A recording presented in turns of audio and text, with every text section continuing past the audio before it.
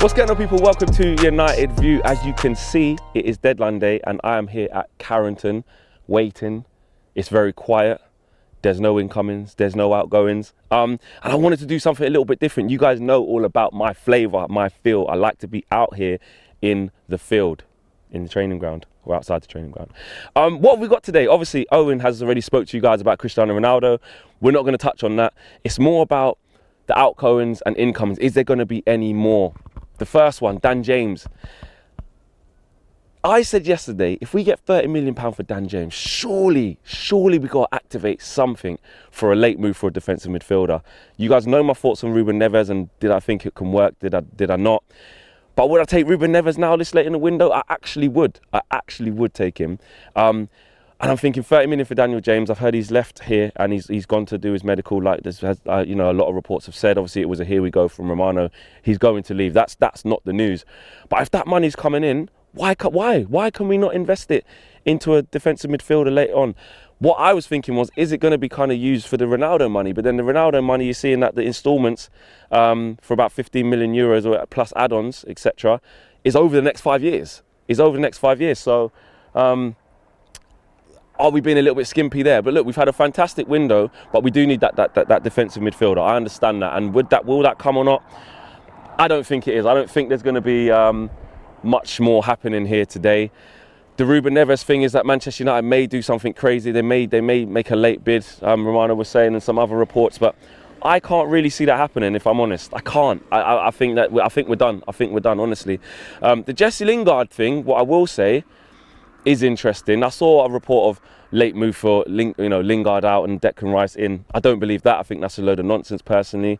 A deal of the magnitude that it would take to get Declan Rice from West Ham to here wouldn't be just, we'll give you Lingard and a bit of money quick. It's a few hours left, so let's make it happen. I know I said anything can happen, you never know, but I think that's way off the cards. I am scanning here as well, because if I see some players, if we see some people, we will try and get them. I've got two cars here. I've got to come from each direction. There's a little bit of a standoff. That's definitely not a player. I don't think they'll turn up in a Passat. That's one of the youth team players, and that's just one of the security guys. Bless him. He's a nice guy. So just to give you a quick rundown, since we have been here at Carrington, all we've had is kind of youth team players coming in. The staff here have been really great to us. They've told us that a few of the players who were not on international duty are already in there, likes of Mason Greenwood, likes of Edinson Cavani, etc. Those players who haven't gone away on international duty are in there and obviously going to be getting put through their paces. Be interesting to see if Marcus is in there actually, because obviously he's stepping up his recovery by himself, so he'll probably be here at some point today. But back to us and the transfers. Yeah, the Jesse Lingard situation. Unless something drastically changes and like I said, Jesse knocks on Ollie's door and said, I've had a change of heart. I want to leave. I don't want to be here. Maybe Jesse will do that. Maybe he won't. And that's the thing for me. So we'll have to see how that one plays out, whether Jesse stays or goes. And we'll also have to see what happens with Ruben Neves. I don't think we're going to go for him. I think it's late in the transfer window. We've had a great transfer window. We've got Ronnie back. We've got Varane, and we saw how comfortable he was. And obviously Jadon Sancho's working himself up to fitness. The midfield situation, I don't think we're going to see anything super bad with Donny van de Beek leaving. I think we'll be fine with that. And hopefully he can get that game time in the absence of Scott McTominay, because the Fred and Matic situation wasn't really working. So we'll have to see. I'm excited to get Ronaldo back, and apparently the latest news is that we're talking to the Premier League to get that CR7 shirt for him. Yes, Cavani currently has it. He is our great Uruguayan striker. We do want him to have it, and it was almost like Jadon Sancho had to wait for that moment. Had to get the 2+5 shirt. You had to get the 25 to get the 7. But now Ronaldo's here. We've got to want him to have it. So we'll see what happens. So as we're leaving Carrington, one bit of breaking news that I did want to kind of bring you guys, which I'm sure you guys have seen online and it's something to talk about, is Cavani out of Manchester United to Barcelona. They're trying to prize him away. Now, you've got to look at this two ways. From an Edinson Cavani point of view, does it make sense for him to leave Manchester United now? Yes, we did want to keep him, and yes, we've said we want to keep him, and we're still doing that. But from his point of view, Ronaldo's come to the club. Is he going to get less game time? Yes, he is. There's a big van coming, so I'm going to go to the side. Is he going to get less game time? Yes, he is. His shirt number's going to get taken from him because Ronaldo's back, and understandably, we're talking to the Premier League to try and get that. Ronaldo is the brand. CR7 is the brand. We do want that to happen. Everybody wants Ronaldo to get that shirt. So from a footballing perspective, I can see why there could be interest. You know, I think Sergio Aguero is injured again. There's a bit of a bike there as well, so watch your back. This is what it's like being out on the field, and I love it. I wouldn't change it for the world. So I can see why Cavani would want to leave. But from my own selfish point of view, Jesus Christ, that's a big tractor. Hopefully that's pulling in just over there. Just like at Wolves, I like doing this. If you haven't been to Carrington as well, it's kind of in the middle of the farmland. You've got tractors ploughing the land over there. You've got tractors delivering, a whole bunch of hay. You've got horse riders up and down. You've got logistic vehicles and the players coming up. It's kind of carnage. So as this goes past, I don't think you should hear too much of it, but apologies if you do. So what we do need to do is get in here and get away from this. But this is what I like. There's no edits. There's no, oh, we want to make it perfect. It is what it is. Whatever happens, you lot will see. So we're going to get into this little lay-by section while this big old tractor comes by and doesn't lick us down, while I continue to talk about Edinson Cavani. Do you know what? I actually love this. I would not change this for the world. Really, we should be going, oh, we'll cut this bit in, we'll cut that bit out. Forget all of that, man. This is United View. Whatever you see happens. We're out here, in the field. Do not hit me. Bloody hell. He gave us a little wave as well.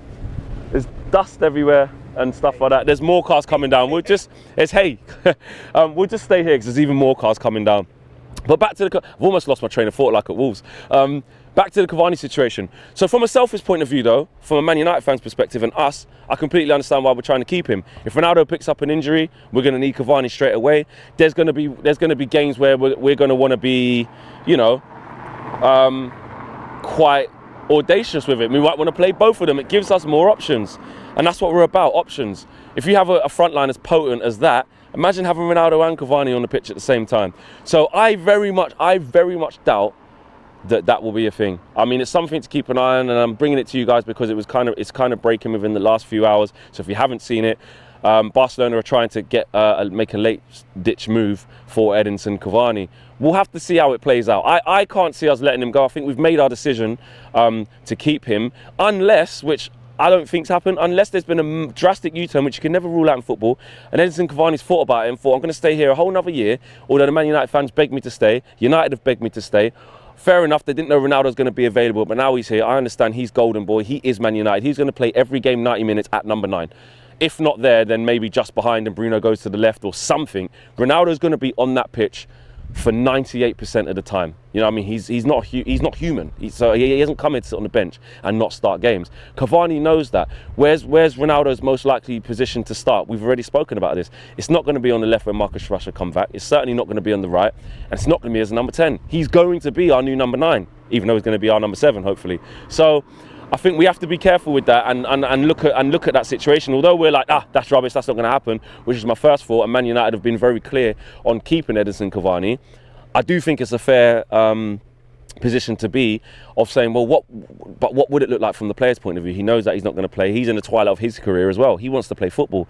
So actually, when I first heard it and I was like, nah, that's not going to happen, to be honest, you're looking at it thinking, maybe there could be something in that. Maybe there could be something in that. So we'll have to keep an eye on it. I don't think it will happen, though. I just think it's too close to the end of the window for them to make a decision like that, unless Cavani is super unhappy, which he didn't look that way when he came on. He knows that Ronaldo's coming against Wolves a couple of days ago. He looked fine. And I know you can't read into too much about that because behind the scenes things can change. But unless there's been a severe U-turn and Cavani kicks up a massive fuss and says, listen, I gave you the best part of me that I could last year. You wanted me to stay. Things don't work out. Can you please honour that and let me go and play some football at Barcelona? Please, can you get a loan or something? Maybe. I'm not saying it's definitely not going to happen, but my personal gut feeling is that it won't. And I think at this stage of the window, although we can look at it and say it's fine, if Ronaldo doesn't play, then we could put Mason up front. Or if Mason's not there and he's on the right, then we can put Martial up front. Dan James is going to leave as well. I just feel like, me personally though, it's 2 stellar names and I want us to be as potent and have as much options as possible. I'm going to look at it from a selfish point of view as a Man United fan. I want us to have the best attack going. If that means that we bring Cavani on when there's 20 minutes to go, 15 minutes to go, and he partners Ronaldo up front for 10, 15 minutes, I want him to stay. Do you know what I mean? But I get it from the player's point of view if he thinks, nah, it's not for me. So we'll see. Little last thing as well before I go. Diogo Dalot went completely completely quiet. We haven't heard anything on that, with Dortmund pushing for a move. They wanted a loan with an option to buy. And with Kieran Trippier definitely out the picture, I cannot see us letting Diogo Dalot go now. That would be very stupid, unless Man United had a real trick up their sleeve and had a right-back plan straight away. So that's almost certainly not going to happen. So we'll keep an eye on it. We've got live updates going up throughout the day from Owen. There'll be more videos from ourselves. We're going to hit Old Trafford in the centre of Manchester to get the fans' views on what they think about Ronaldo, and just do what we do best here at United View, which is get fans' views as much as we can. And we'll also be live tonight with some special stuff as well. Flexing KG show should be coming to you guys, and a bit of a overall view from all the guys here at United View, plus some others. So I am out of here. Smash a like on the video, subscribe if you're new. Fingers crossed for some movement. Who knows? There could be something a bit exciting, but at the moment, it doesn't look that way. Peace.